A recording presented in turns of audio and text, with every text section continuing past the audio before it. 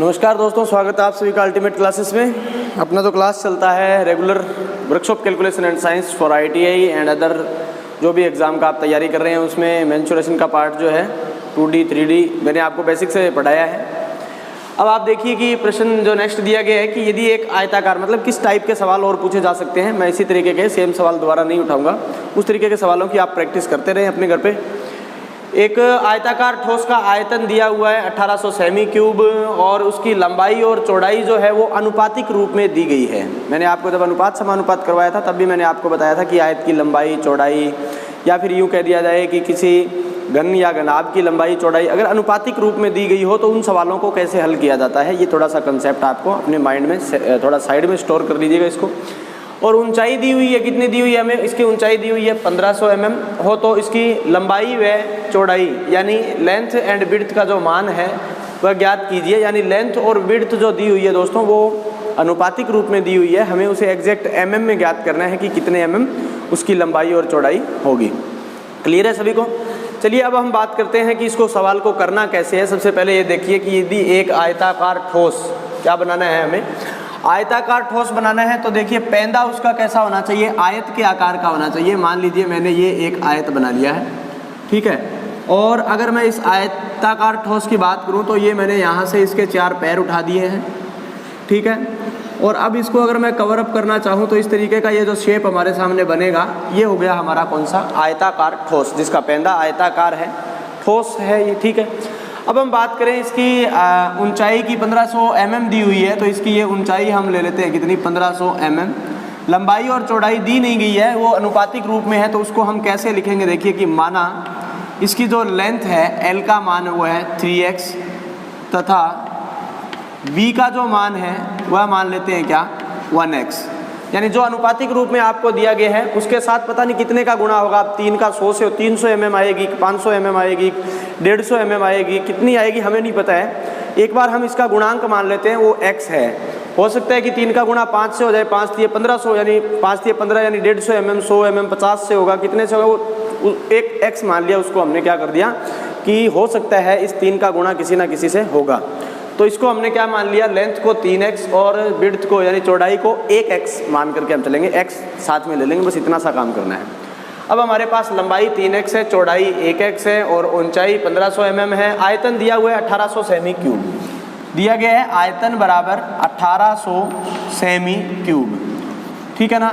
v बराबर 1800 into 10 into 10 into 10। आप सोचेंगे ये मैंने 10 इंटू 10 इंटू 10 क्यों लिया है, तो ये मैंने इसको किस में बदल दिया है, mm क्यूब में बदल दिया है। दोस्तों सेमी को mm में बदलना हो तो 1 सेंटीमीटर में 10 mm होते हैं, लेकिन जब सेमी क्यूब को mm क्यूब में बदलना हो तब हमें उसे 3 बार करना होगा, 3 टाइम्स 10 इंटू 10 इंटू 10, ठीक है ना। ये कर दिया हमने, तो ये mm क्यूब में हो गया। अब ये जो हमारी लंबाई है ये 3x है, v बराबर, यानी अब इसका आयतन का फॉर्मूला निकालना है अपने को। फॉर्मूला क्या होता है, length into width into height बराबर 1800 1 2 3। ये अपने इसको एक साथ लिख सकते हैं। अब हम क्या करेंगे, L का मान कितना दिया हुआ है हमें 3x इंटू B का मान कितना हुआ दिया हुआ है 1x और हाइट कितनी दी हुई है हमें 1500 mm बराबर कितना चल रहा है 1800 1 2 3। ये लीजिए हमारा ये सेम सवाल चलते रहा। आयतन दिया गया है, मैंने आयतन लिखा है mm क्यूब में, पहले सेमी क्यूब में था, अब mm क्यूब में कर दिया मैंने इसको, क्योंकि हमें हाइट mm में दी हुई है। इन सब को तो हमने माना है तो इसको हम mm में मान लेते हैं। अब इनका हम अगर सॉल्यूशन करना चाहें तो देखिए हमें इसमें से वैल्यू क्या फाइंड आउट करना है। इस समीकरण में से आपको कौन सी राशि है जो आपको दिखाई दे रही है जिसका मान आपको ज्ञात करना है, जो चर राशि है। तो चर राशि इसमें x है, तो इसको हम सरल करेंगे तो जो x वाला है वो मटेरियल रखेंगे, बाकी सब पक्षांतरण कर देंगे। तो हम क्या करेंगे, देखिए 3x का x से अगर गुणा किया जाए तो 3x स्क्वायर, यहाँ क्या पड़ा है हमारे पास 1800 1 2 3, ठीक है। और ये हमारा mm क्यूब, ये जो 1500 mm है ये इसके गुणा में, गुणा वाली रकम अगर मैं भाग में लिख देता हूँ, यहाँ पर पक्षांतरण करेंगे तो भाग में चली जाएगी, 2 से 2 जीरो कैंसिल हो जाएंगे। अब इसको आगे हल करें तो 15 एकम 15, 15 एकम 15, 3 बचेंगे, इसके आगे 15 दूए 30, यहाँ तक कैंसिल हो गया, 1 और 1 2 जीरो, ये यहाँ पर हमारे पास 1200 बचा है। लिखेंगे 3x स्क्वायर बराबर 1200।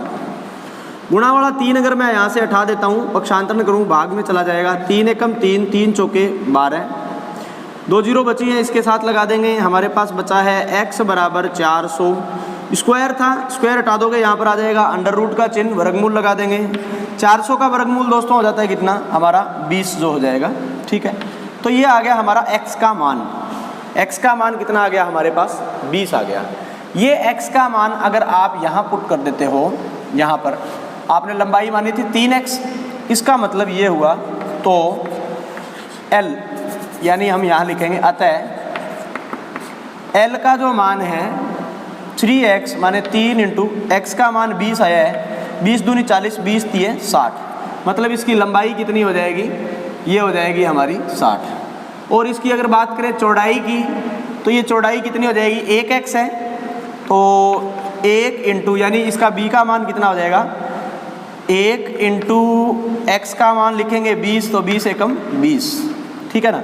तो इसकी लंबाई 60, चौड़ाई 20 और इसकी ऊंचाई कितनी है, 1500 mm है, लंबाई चौड़ाई और ऊंचाई, ठीक है।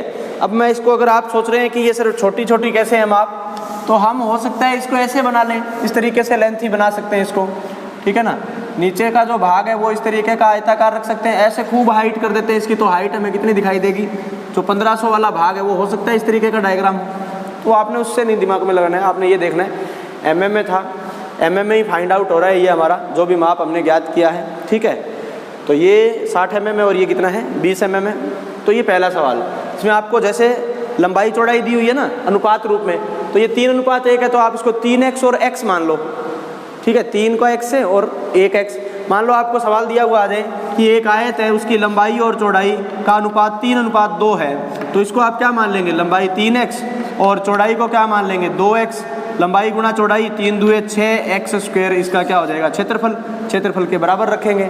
उस तरीके से इसको क्या कर देंगे, हल कर सकते हैं। समझ गए ना बात को। अब हम आगे चलते हैं प्रश्न संख्या 2 की ओर। ऐसा जो डायग्राम दिया हुआ है आपको, इस डायग्राम को देखिए, ये ना तो घन है ना घनाभ है, ना ही ये शंकु है ना ही ये बेलन है, माने ना क्यूब है, क्यूबॉइड, या फिर मैं यूं कहूं कि कोण, या मैं यूं कहूं कि फ्रस्टम, ऐसा कुछ भी आकृति नहीं है। ये आपको आपकी इंजीनियरिंग के अकॉर्डिंग या ITI के अकॉर्डिंग कोई एक जॉब दे दी गई है और एक कोई पीस दे दिया गया, इस तरीके का अगर डायग्राम दिया गया हो, इस तरीके का अगर ऑब्जेक्ट दिया गया हो, तो उसका वॉल्यूम कैसे फाइंड आउट करेंगे, आयतन कैसे निकालेंगे। दोस्तों मैं क्या करूँगा, इसको इस तरीके से अगर मैं इसको वर्टिकल स्टाइल में बना देता हूँ, मान लीजिए, ठीक है ना। ये अपना जो डायग्राम है, ये अगर मैं इस तरीके से बना लेता हूँ, कोई दिक्कत नहीं है इसमें भी, आप जैसे मर्जी इसको यूज़ कर सकते हैं, ठीक है ना। लेकिन मैंने क्या किया, इसलिए ऐसे बनाया क्योंकि जितने भी पहले डायग्राम थे वो मैंने आपको समझाए हैं ना, वो ऐसे वर्टिकल स्टाइल में बताए हैं। मैं जैसे मान लो शंकु है तो मैंने शंकु को हमेशा इस तरह प्रोजेक्ट किया, सिलेंडर है तो सिलेंडर को मैंने हमेशा इस तरीके से बनाया, उसी तरीके से मैं भी इसको वर्टिकल स्टाइल में अगर बना लेता हूँ तो कोई दिक्कत नहीं है। अब मुझे क्या करना है, मुझे तो ये बताया गया था, सर ने बताया कि कोई भी ठोस है उसका आयतन अगर निकालना है, उसका वॉल्यूम अगर निकालना है, तो उसका आधार का क्षेत्रफल इंटू हाइट कर दीजिए। देखिए दोस्तों, कोई भी ठोस है, ये मैं यहाँ लिख रहा हूँ वॉल्यूम ऑफ सॉलिड, यानी वॉल्यूम ऑफ सॉलिड का मतलब क्या हो जाएगा, ठोस का आयतन। मुझे नहीं पता इसका नाम क्या है, लेकिन मैं तो ये जानता हूँ क्या, बेस एरिया यानी आधार का क्षेत्रफल इंटू इसकी ऊंचाई। अगर मैं ये काम कर देता हूँ, बेस एरिया इंटू हाइट, तो इसका आयतन ज्ञात हो जाएगा। अब इसका बेस कैसा है, तो मैंने इसको ऐसे वर्टिकल स्टाइल में कर दिया। बेस कैसा है, तो बेस तो ये वाला ही है ना। इसका क्षेत्रफल कैसे निकाला जाए, इसको मैं अलग कर लेता हूँ। पहले यहाँ पर देखिए, इस तरीके की आकृति है ये, ठीक है। इसकी आकृति है, मैं यहाँ पर एक लाइन खींच दूँ अगर, तो ये 1 और 1 2 आयत बन गई। मैं ऐसे कह सकता हूँ ये आयत नंबर 1 है, ये आयत नंबर 2 है, ठीक है। अब इस भुजा का माप कितना है जी, इसका माप है b, और b का मान हमें प्रश्न में कितना दिया हुआ है, 150 mm, माने ये हमारा माप हुआ कितना, 150 mm। अब मैं बात करूं कि इस भुजा का माप कितना है, तो इस भुजा का माप आप देखिए मुझे कितना दिया हुआ है। इस डायग्राम के अंदर मुझे इसमें h का मान यहाँ तक मान दिया हुआ है, और अगर बात की जाए थिकनेस दी हुई है, ठीक है। तो ये जो प्लेट है ना, ये थिकनेस कितनी है यहाँ पर, t का मान कितना दिया हुआ है, 6 mm। यही थिकनेस की प्लेट यहाँ लगी हुई है, तो इसलिए मैं इसका मान जो है, इस हाइट का मान जो है, ये 6 mm होगा हमारा थिकनेस, तो ये होगी 6 mm। तो एक तो आयत ये हो जाएगा इतना भाग, लंबाई गुणा चौड़ाई। इसकी थिकनेस कितनी है, 6 mm है, ठीक है ना। यहाँ लिखा हुआ है, ये देखो ये वाला माप है ना, ये थिकनेस, ये यहाँ दिया हुआ है t, और t की वैल्यू कितनी दी हुई है, 6 mm। और इसकी बात करें अगर इसके ऊपर की हाइट, यहाँ से यहाँ तक की ये जो भुजा है ना, ये वाली भुजा, इस भुजा का अगर मान देखना चाहें तो ये हमें h का मान दिया हुआ है, और h का मान भी कितना दिया हुआ है, 6 mm। मतलब ये एक स्क्वायर टाइप बन रहा है।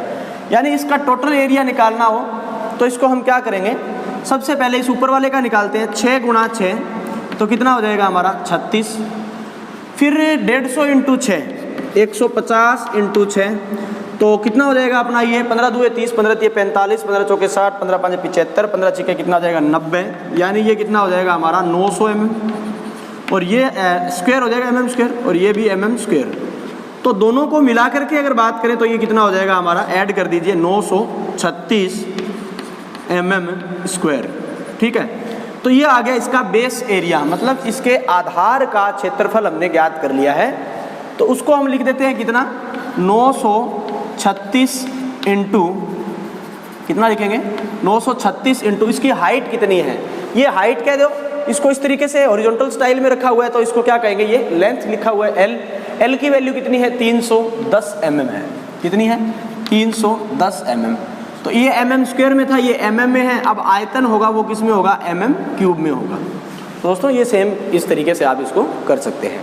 अब इन दोनों का आप क्या कर दीजिए, मल्टीप्लाई कर दीजिए, जो भी आपका यहाँ पर रिजल्ट होगा उसे हम लिख देंगे, क्या लिखेंगे 936 का 31 से करेंगे, 6 एकम 6 3 9 इंटू 6 दूनी 12 6 3 18 हासिल 1 3 3 9 और 1 10 की 0 हासिल 1 9 दूनी 18 9 27 और 1 कितना हो जाएगा 28, 6 8 3 11 हासिल 1 9 और 1 10 की 0 हासिल 1 8 और 1 9 और ये हो जाएगा 2, 29,016 ये वाली एक 0 यहाँ लिखेंगे तो ये लिखेंगे 2,90,160 mm क्यूब जो है इसका क्या हो जाएगा, आयतन हो जाएगा। यानी कोई भी ठोस है, घन, घनाभ, बेलन, शंकु, छिन्नक, कुछ भी है, बेस एरिया इंटू हाइट कर दीजिए। अगर वो किस तरीके का है, मान लीजिए इस तरीके का है, पिरामिड नुमा है, तो उसको भाग 3 कर दीजिए, तीसरा भाग हो जाएगा, ठीक है। आगे की बात करें, नेक्स्ट जो प्रश्न दिया गया है, ठीक है, ये कंसेप्ट सभी में लगेगा दोस्तों, कोई दिक्कत नहीं आएगी। आगे की अगर बात करना चाहें हम, तो आगे जो हमें ठोस दिया हुआ है ना, इसके लिए आपको क्या करना होगा, अपने माइंड को थोड़ा सा डेवलप करना होगा, और बिल्कुल डेवलप हो चुका है अब आपका माइंड। क्यों? क्योंकि आपने ऐसे बहुत से सवालों को हल किया है। देखिए जो डायग्राम मैंने आपको भी बोर्ड पे बना रखा है, ये वाला डायग्राम, ये त्रिभुजाकार आकृति का दिखाई दे रहा है। अगर मैं आपसे बात करूं कि ये एक इस तरीके से कोई मेरे पास ऑब्जेक्ट है, ठीक है, ये एक ऐसा ऑब्जेक्ट है, मान लो घनाभ के आकार का हुआ, इसके अगर मैं बीचों बीच से ऐसे एक डायगोनली रूप से इसको काट देता हूं ऐसे, तो इस तरीके के कितने पीस हो जाएंगे, 2 पीस हो जाएंगे, अलग अलग 2 टुकड़े हो जाएंगे। अब हमें बोला गया कि इसका आयतन दिया हुआ है 7.056, कितना दिया हुआ है, आयतन बराबर 7.056 सेमी क्यूब, ठीक है। ये इसका आयतन है। अगर मैं इसका आयतन आपसे पूछूं तो इसका जो आयतन है उसको डबल कर दीजिए, क्योंकि ये डायग्राम इस डायग्राम का डबल है। ये डायग्राम किसका डबल है, इसका डबल है। अगर मैं पूछूं ये वाला डायग्राम, तो ये वाला डायग्राम इसका क्या है, आधा है, मतलब 2 टुकड़े हो रहे हैं ना, ठीक है।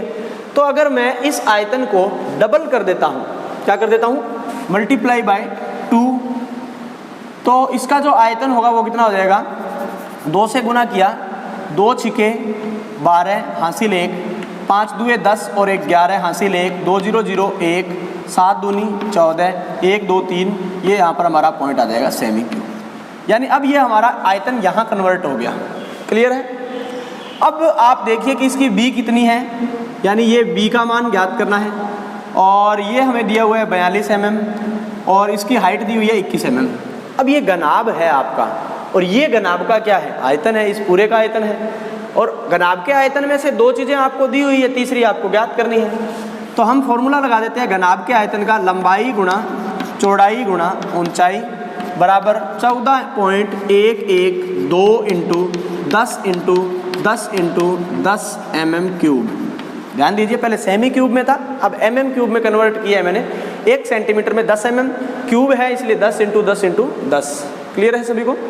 आगे की बात करें, इसमें से फाइंड आउट क्या करना है, b की वैल्यू फाइंड आउट करनी है, b हमारे पक्ष में रखेंगे, पॉइंट हटा देता हूँ, बट्टे में कितना आ जाएगा 1 2 3, 1 2 और 3, कैंसिल करके देखते हैं, 3 जीरो जो है वो इस 3 जीरो से क्या हो जाएगी, कैंसिल हो जाएगी, बचा क्या 14,112 mm क्यूब। बी को मैंने अपने पक्ष में रखा है, एल की वैल्यू कितनी है, जो एल की वैल्यू दी हुई है हमें 42 और इसकी दूसरी वैल्यू जो दी हुई है एच की 21, तो ये लिखा 42 × 21, ये दोनों ही इसके गुणा में है और गुणा वाली कहाँ चली जाएगी, भाग में, पक्षांतरण करेंगे 14,112, ये 21 भी कहाँ चला जाएगा, भाग में, ये 42 भी कहाँ चला जाएगा, भाग में चला जाएगा। बस दोस्तों इसको अब हमें क्या करना है, सिंप्लीफाई करना है। देखिए कि 7 के पाड़े से काट देते हैं, 7 दूनी 14, 7 3 21 और ये हो जाएगा 7 दूनी 14, एक रकम उतारेंगे, फिर ये हो जाएगा अपना कितना 14,112, 7 से करेंगे 7 दूए 14, एक ये जीरो हो गया, 14 - 14, एक उतार लिया, नहीं जा रहा, दूसरी रकम नीचे उतारेंगे, फिर से एक ज़ीरो, 7 एकम 7 4, फिर 2 उतारेंगे, 7 6 42, यानी ये कितने पे कट जाएगा, 2016 पे कट जाएगा। अब अगर हम बात करें इसकी फिर से 7 पे, अगर या 3 से कट जाएगा, देखो 6 और एक 7 और 2 9, 3 से कैंसिल करते हैं इसको, तो 3 से कैंसिल करोगे तो कितना हो जाएगा, 3 6 18 और 2 20 और 2 21, 3 7 21, 3 2 6, ठीक है, बट्टे में कितना चल रहा है हमारे पास अब 42, कैंसिल हो गया ये इससे। अब फिर इसको कैंसिल करके देखेंगे तो हम इसको कितने से काट सकते हैं, 7 से काट देता हूँ, 7 6 42, इसको काटेंगे 7 से तो ये हो जाएगा 7 9 63 और 4 बचेगा, 4 इसके साथ लगाएंगे 42, 7 6 42, 6 से फिर इसको कैंसिल कर देते हैं, 6 एकम 6 और 6 6 36, यानी 16 mm जो है इसका बी का मान वैल्यू आ जाएगा। तो ये तो सरलीकरण की वैल्यू है दोस्तों, ये बी का मान मेरे को ज्ञात करना है, 42 गुणा में पड़ा है 21 पड़ा है, ये दोनों भाग में ले जा करके डायरेक्ट भाग करके देख लीजिएगा, ये 16 होगा, ठीक है। अब जो बच्चे मान लो कैलकुलेटर यूज़ नहीं कर सकते हैं, अदर ITI वाले जो हैं बिना जो ITI नहीं कर रहे हैं, उन लोगों के लिए मैंने ये आपको सरलीकरण करके बताया है, वरना आप उसमें इसे कर सकते हैं। क्लियर है, 3 प्रश्नों को हमने यहाँ तक हल कर लिया है।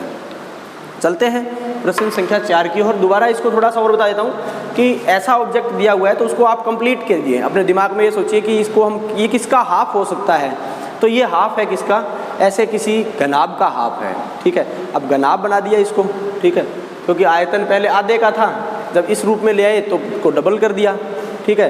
तो अब इसमें देख लीजिए कि आप ये बी ज्ञात करना है, लेंथ तो वही रहेगी, ऊंचाई भी वही रहेगी, कोई फर्क नहीं होगा, वैल्यू पुट कर देंगे इसके अंदर, जो ज्ञात करना है उसको अपने पक्ष में रखेंगे, बाकी पक्षांतरण कर देंगे, तो इस प्रकार हमें वैल्यू इसकी पता चल जाएगी। इस तरीके का कोई भी सवाल हो उसको ऐसे ही हल करेंगे, ठीक है।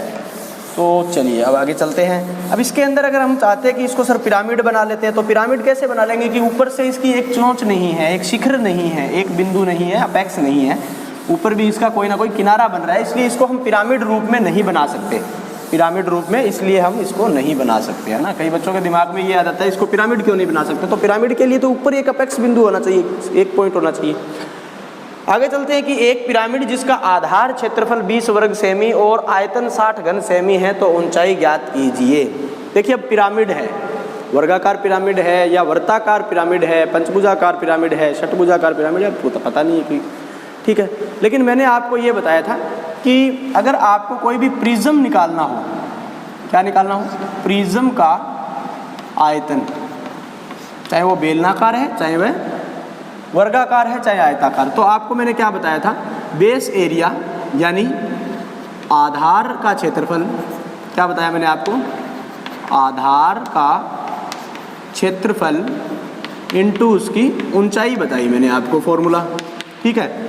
लेकिन मैंने ये कहा था कि अगर पिरामिड हो, अगर क्या हो, पहली बात ये बताई, दूसरी बात मैंने ये कहा कि अगर क्या हो, पिरामिड का आयतन,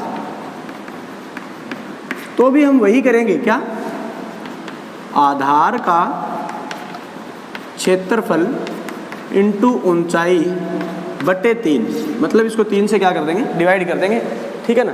क्योंकि देखिए सिलेंडर के लिए मैंने एग्जांपल बताया था आपको, ये एग्जांपल है, ये एक सिलेंडर क्या होता है, प्रिज्म ही तो है भाई, इसको नीचे से पैंदा इसका वर्ताकार है, ऊपर से वर्ताकार है, तो ये वर्ताकार प्रिज्म हो गया। अगर ये नीचे से वर्गाकार है, ऊपर से भी वर्गाकार है, तो वर्गाकार प्रिज्म हो जाएगा, ठीक है। अब इसी के अंदर अगर मैं बात करूँ, इस तरीके से शंकु बना देता हूँ, ठीक है ना। तो ये शंकु भी है और इसको हम पिरामिड भी बोलते हैं, क्योंकि ये संकड़ा है, यहाँ से इसका आधार खुला है। तो तीसरा भाग हुआ ना इसका ये। तो अब हम बात करें तो आधार का क्षेत्रफल, एक पिरामिड जिसके आधार का क्षेत्रफल 20 वर्ग सेमी है। आधार का क्षेत्रफल कितना है? 20 वर्ग सेमी, यानी सेमी स्क्वायर, इनटू एक पिरामिड जिसके आधार का क्षेत्रफल 20 वर्ग सेमी है और आयतन 60 घन सेमी है। आयतन कितना है? 60 घन सेमी। पिरामिड का आयतन 60 सेमी क्यूब। घन सेमी मतलब सेमी क्यूब, वर्ग सेमी मतलब सेमी स्क्वायर, वर्ग में मतलब 2। तो इसकी ऊंचाई ज्ञात कीजिए। ऊंचाई इसको क्या मान लेते हैं? h बटे में क्या है? 3। पिरामिड पर सवाल था, इसलिए मैंने पिरामिड के जो टर्म्स है, पिरामिड का जो कंसेप्ट है उसको फॉलो किया है। पिरामिड का आयतन जो होता है वो क्या होता है? प्रिज्म के आयतन का तीसरा भाग होता है। ये प्रिज्म का आयतन है, इसका तीसरा भाग है। और प्रिज्म का आयतन क्या होता है? आधार का क्षेत्रफल गुणा ऊंचाई।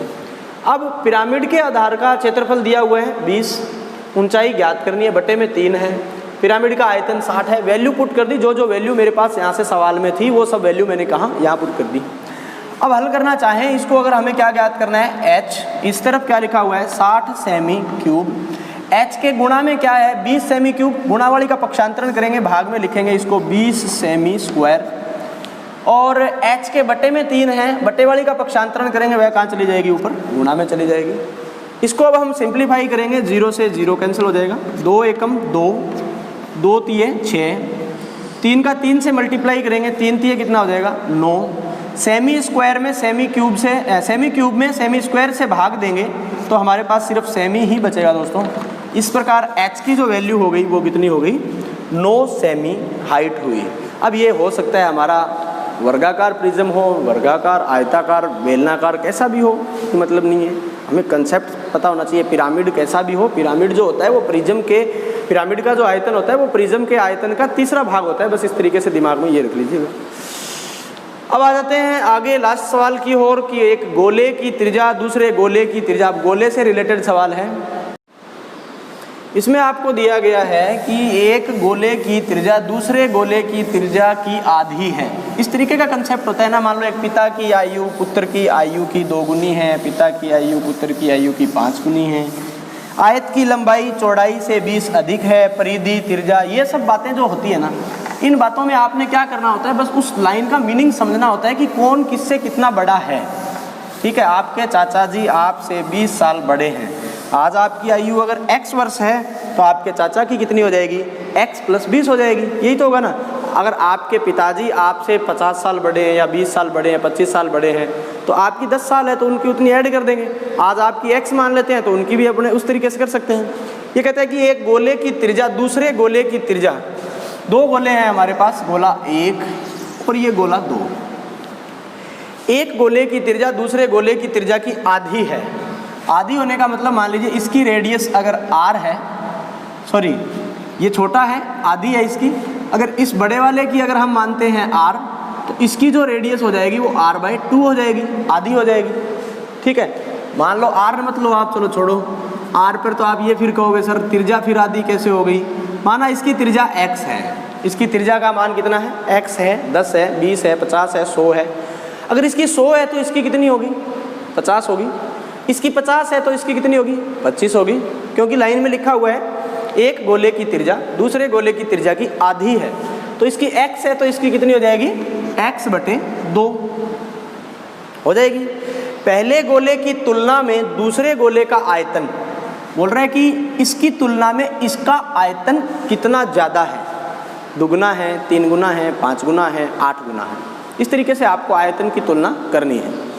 ठीक है ना। गोले का आयतन, अब अपने इसका आयतन निकालते हैं। सबसे पहले इसका आयतन यानी वॉल्यूम V निकालते हैं। आयतन के लिए मैंने फॉर्मूला बताया था 4/3 πr³। ठीक है, फॉर्मूले में वैल्यू पुट कर देते हैं 4/3 πr³। r का मान कितना है? x/2, x/2 का क्यूब 4/3 πx³ 2 की क्यूब कितनी हो जाएगी? 2 दूए 4, 4 दूए 8। मतलब इस तरीके से 2 गुणा 2 गुणा 2, 2 दूए 4, 4 दूए 8। और x की क्यूब है वो x³ रहेगी। कैंसिल करना चाहें 4 एकम 4, 4 दूए 8, क्या बचेगा अपने पास, पाई एक्स क्यूब बटे 3 दूए 6। ये हमारे पास एक रिजल्ट आ गया इस तरफ इस गोले का। बात करते हैं इस गोले की, 4/3 पाई आर क्यूब, 4/3 पाई, आर की वैल्यू कितनी है, एक्स है, एक्स क्यूब। ठीक है, क्या बन गया हमारे पास, 4 पाई एक्स क्यूब, ऊपर वालों का गुना बटे में 3। ये दूसरी वैल्यू है।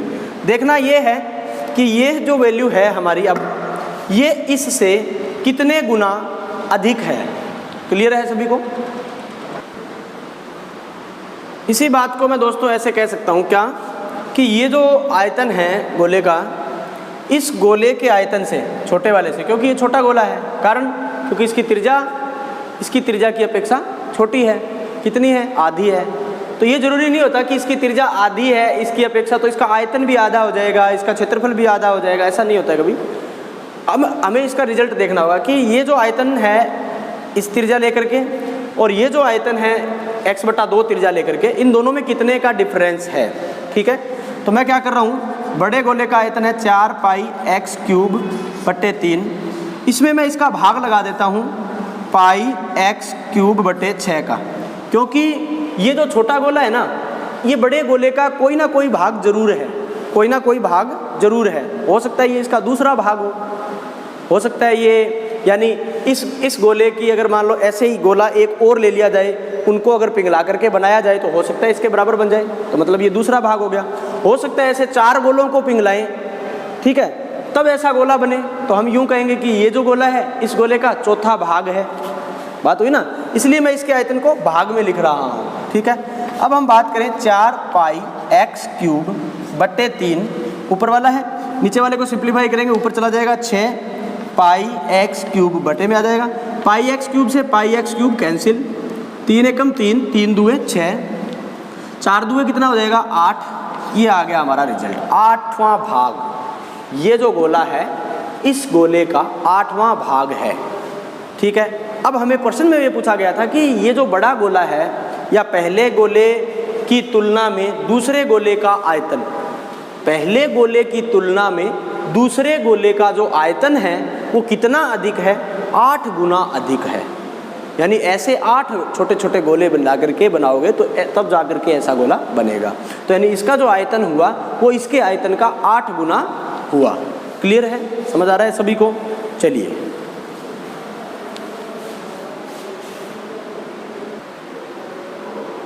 एक सवाल आप लिख लीजिएगा।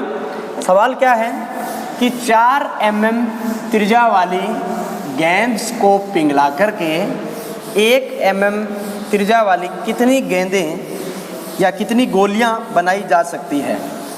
मान लीजिए आपके पास एक बड़ा गोला है जिसकी त्रिज्या है 4 mm। कांच गोली खेलते हो, खेली होगी कभी ना कभी। तो उसमें आपके पास एक बड़ा गोला हुआ करता था जिससे आप चोट लगाया करते थे कि हाँ जी इसको निशाना लगाना है। जिन्होंने नहीं खेला, अब तो गेम बहुत कम खेले जा रहे हैं ऐसे वाले। ठीक है, तो मैं बात कर रहा हूँ अब 4 mm त्रिज्या।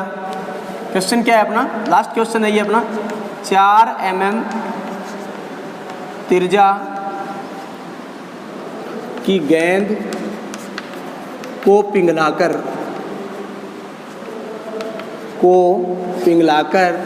1 mm त्रिज्या की कितनी गेंदें बनाई जा सकती हैं या गोलियां बनाई जा सकती हैं। गेंदें बनाई जा सकती हैं, बनाई जा सकती है। ये जुलाई 2016 में पूछा गया प्रश्न है दोस्तों। ठीक है ना, और मैंने जो भी आपको प्रश्न करवाए हैं ना, उनमें से 50% क्वेश्चन ऐसे हैं जो एग्ज़ाम में पूछे हुए हैं, पहले आ चुके हैं, वह प्रश्न ही मैं लेकर के चलता हूँ। और अलग कोई बेसिक तैयार करना हो, जैसे मान लो सबसे पहले बच्चे को पता क्या होना चाहिए, वो 50% मैटर रहता है, और बाकी 50% जो क्वेश्चन मैं उठाता हूँ वो एग्ज़ाम में आए हुए क्वेश्चनों को ही उठाता हूँ, बार बार बताने की आवश्यकता नहीं है। 4 सेमी त्रिज्या की गेंद को पिघला दिया गया, ठीक है, और उसको 1 सेमी में कन्वर्ट किया गया, मतलब एक बड़ा गोला था, छोटी छोटी गोलियां इस तरीके की, यूँ कह सकते, कितनी बन जाएगी। ठीक है, तो याद रखना गोलियों की संख्या अगर निकालनी है या गेंदों की संख्या निकालनी है, गेंदों की संख्या। तब आपको क्या करना होगा, जिस गोले को पिघला रहे हो, बड़े गोले का आयतन बटे में एक छोटी गोली का आयतन, गोली या गेंद, गोली का आयतन, ठीक है ना। अब बड़े गोले का आयतन है, इसमें से कितनी बन जाएंगी, तो हमें यही पता करना होगा कि ये ऐसी ऐसी जो है कितने भाग हैं, ये छोटे छोटे भाग। बड़े गोले का आयतन है 4/3 पाई आर क्यूब, बटे में छोटी गोले का आयतन है 4/3 पाई आर क्यूब। गोला चाहे बड़ा हो चाहे छोटा हो, आयतन के फॉर्मूले में थोड़ी ना फर्क हो जाएगा कि ऐसा थोड़ी है 4 को छोटा लिखेंगे, 3 को छोटा लिखेंगे, पाई छोटा लिखेंगे, ऐसा नहीं। 4/3 पाई आर क्यूब, आर में डिफरेंस आ जाएगा क्योंकि बड़े गोले की रेडियस बड़ी होगी और छोटे गोले की रेडियस छोटी होगी। सोल्व करते हैं इसको, 4/3 से 4/3 कैंसिल हो जाएगा, पाई से पाई कैंसिल हो जाएगा, ऊपर क्या बचा है हमारे पास 4 × 4 × 4। क्यों किया बच्चों हमने, क्योंकि 4 सेमी त्रिज्या की गेंद थी ना ये, इसकी बड़े वाले की त्रिज्या कितनी है 4, तो 4 × 4 × 4, क्योंकि 4 आर की क्यूब करना है। छोटी गोली की त्रिज्या कितनी है, तो छोटी गोली की त्रिज्या है 1 mm, तो नीचे लिखेंगे 1 × 1 × 1, 4 चौके 16, 16 चौके कितना हो जाएगा 64, 1 एकम 1 1 एकम 1, यानी कितना आंसर आ जाएगा हमारा 64। इस बड़ी गेंद को पिघला करके छोटी छोटी 1 mm त्रिज्या की 64 गोलियां या 64 छोटी गेंदें बनाई जा सकती हैं। क्लियर है सभी को? Have a nice day from my side. आज के लिए इतना ही है दोस्तों। शेयर तो आप लोग करते हैं, लाइक करते हैं, मुझे पता है सभी, और ज़्यादा से ज़्यादा पता चले, क्योंकि व्यूज़ जैसे ज़्यादा बढ़ेंगे वैसे ही और ज़्यादा मज़ा आएगा पढ़ाने में। क्लियर है? Bye bye.